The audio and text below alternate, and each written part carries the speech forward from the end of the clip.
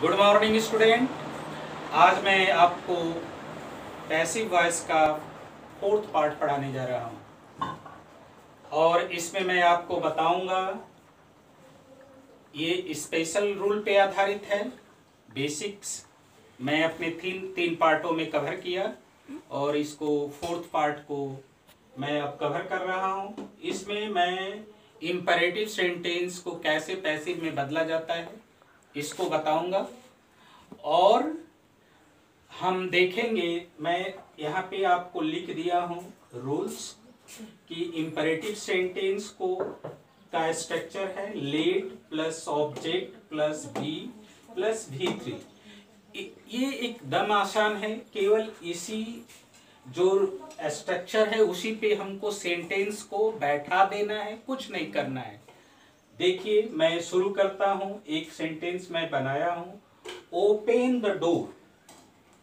तो मैं यहाँ पे लिखा हूँ कि लेट से शुरू करेंगे, तो कोई भी सेंटेंस तो यहाँ पहले लेट लिख दीजिए, फिर ऑब्जेक्ट खोजिए लेट द डोर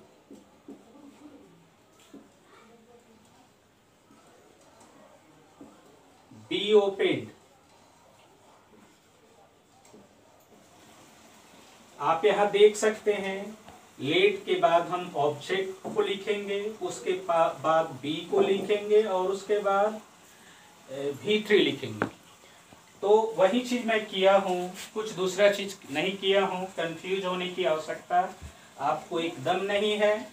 ऑब्जेक्ट खोजिए, सबसे पहले सेंटेंस के शुरू में लेट लिखिए, उसके बाद ऑब्जेक्ट लिखिए, उसके बाद बी लिखिए और उसके बाद V3 लिखिए। बेसिक से भी ये आसान है अगर आपको ये चीज समझ में आ जाए तब। नेक्स्ट एग्जाम्पल हम देखेंगे, bring a bottle of water. इसमें भी नियम कहता है कि हम लेट लिखेंगे, पहले मैंने यहां लेट लिख दिया। A bottle of water, let a bottle of water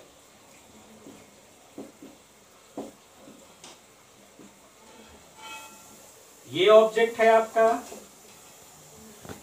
यहां पे बी लिखना है, उसके बाद be let a bottle of water be brought BROUGHT brought. Bring का थर्ड फॉर्म ब्रॉड, केवल यही लिख दिए हैं। शट द डोर, तो इसमें भी लेट से शुरू करेंगे, लेट द डोर, क्योंकि द डोर ऑब्जेक्ट है। Late the door be shut का यहाँ पे शट ही होगा, third form. The late the door be shut. एकदम क्लियर है, किसी तरह की कंफ्यूजन की कोई गुंजाइश नहीं है, क्योंकि ये बेसिक से भी आसान है। सिंपली आप लेट शुरू में लिखिए, उसके बाद ऑब्जेक्ट लिखिए और जो आपके वर्ब के बाद वाला शब्द है वो ऑब्जेक्ट है, उसको लिख दीजिए। उसके बाद बी लगा दीजिए, उसके बाद V3 लगा दीजिए। उसी स्ट्रक्चर पे मैं बैठाता जा रहा हूं और आपको ये पैसिव बनता जा रहा है। फिर हम देखते हैं एक नेगेटिव सेंटेंस लेते हैं, don't pluck the mangoes. Don't pluck the mangoes. The let object आएंगे, लेट द मैंगोज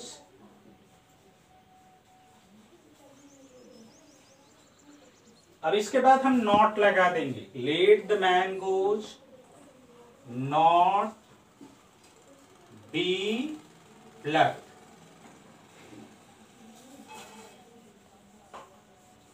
ध्यान देना, एकदम किसी तरह की समस्या नहीं आएगी। मैंने कुछ डोंट प्लक द मैंगोज, ये नेगेटिव सेंटेंस है और नेगेटिव सेंटेंस और इसमें केवल अंतर यही हुआ कि इसमें नॉट लगाए, तो लेट पहले इसमें भी लिखे, ऑब्जेक्ट लिखे, फिर नॉट लगाए, फिर बी लिखे, फिर V3 लिखे। इसी तरह एक और एग्जाम्पल लेंगे। ये आपका ऐसे सेंटेंस को इस नियम पे बनाते हैं जिसमें ऑर्डर या कमांड का बोध होता है।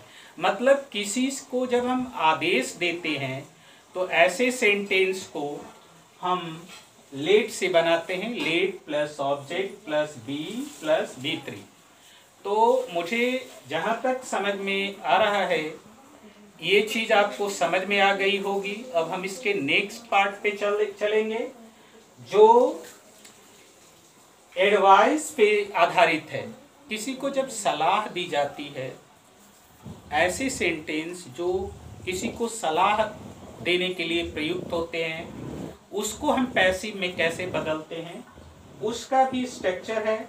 और उस स्ट्रक्चर को जब हम फॉलो करेंगे तो ऑटोमेटिकली हम एक्टिव से पैसिव बना सकते हैं बिना किसी गलती के।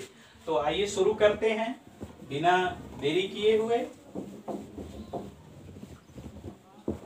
किसी तरह की कंफ्यूजन की गुंजाइश नहीं है होनी चाहिए। अगर कहीं भी कंफ्यूजन हो पूछ सकते हो, मैं बताने के लिए हूं। तो आइए ऐसे सेंटेंस को हम जानते हैं कि कैसे पैसिव में बदला जाता है जिससे किसी को सलाह दी जाती है।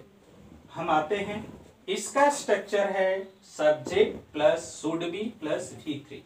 ये उससे भी आसान है, एकदम सरल है। हेल्प द हेल्पलेस, इसको ऑब्जेक्ट खोजो तो ये मैंने ऑब्जेक्ट खोजा, द हेल्पलेस। हेल्पलेस मीन्स असहाय, द हेल्पलेस। इसके बाद कह रहा है कि शुड भी लगाएंगे, helpless should be, helpless should be helped.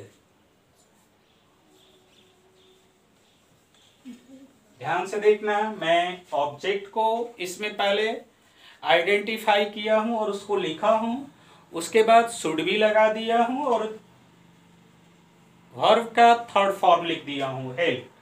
The helpless should be help.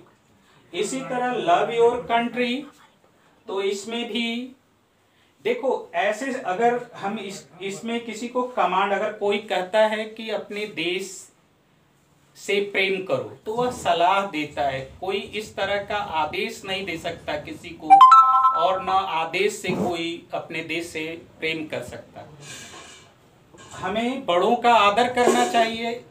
अगर ये सेंटेंस है, इस तरह का सेंटेंस है, तो इसमें सलाह दी जाती है। अगर डॉक्टर कहता है कि समय पे मेडिसिन लो तो वो सलाह दे रहा है, न कि आदेश दे रहा है। तो इस तरह के सेंटेंस का जो अंतर है उसको आपको समझना हो कि किससे आदेश का बोध हो रहा है और किससे सलाह का बोध हो रहा है। तो जितना मैं नीचे का एग्जाम्पल दे रहा हूं उससे सलाह का बोध हो रहा है, आदेश का, क्योंकि उसमें बाध्यता किसी तरह की नहीं है। फिर लव योर कंट्री, इसको हम कैसे बनाएंगे, इस पे आते हैं। इसको शुरू करते हैं, your country should be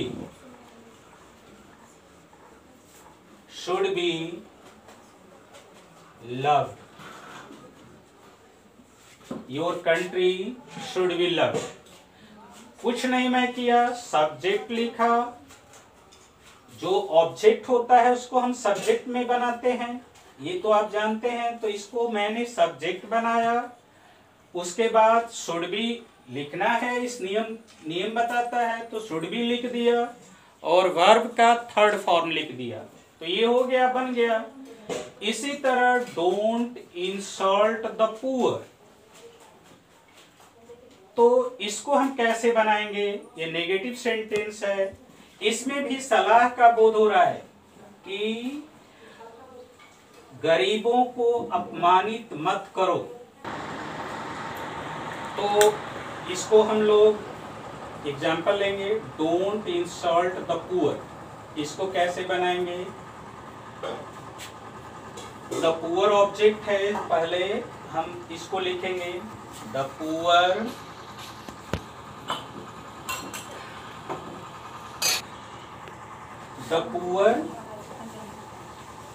should not be respected.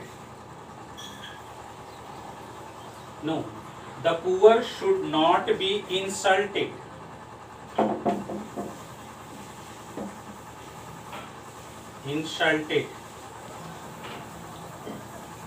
माने गरीबों को अपमानित नहीं किया जाना चाहिए।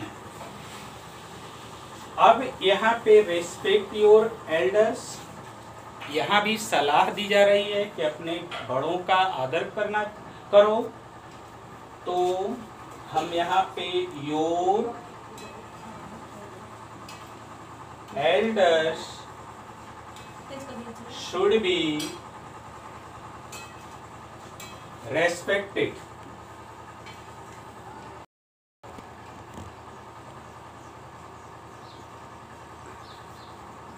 इसको बनाए, ध्यान से देखना है। जब कभी सलाह दी जाती है तो subject plus should be plus V3 का हम प्रयोग करते हैं। पहले हम ऑब्जेक्ट खोजेंगे और उसको लिखेंगे, उसके बाद शुड बी लिखेंगे, उसके बाद V3 लिखेंगे। यही काम मैं इस सेंटेंस में किया हूँ। तो मुझे यकीन हो गया है कि आप समझ गए होंगे। कोई डाउट हो तो पूछने में हिचकना नहीं है। Thank you.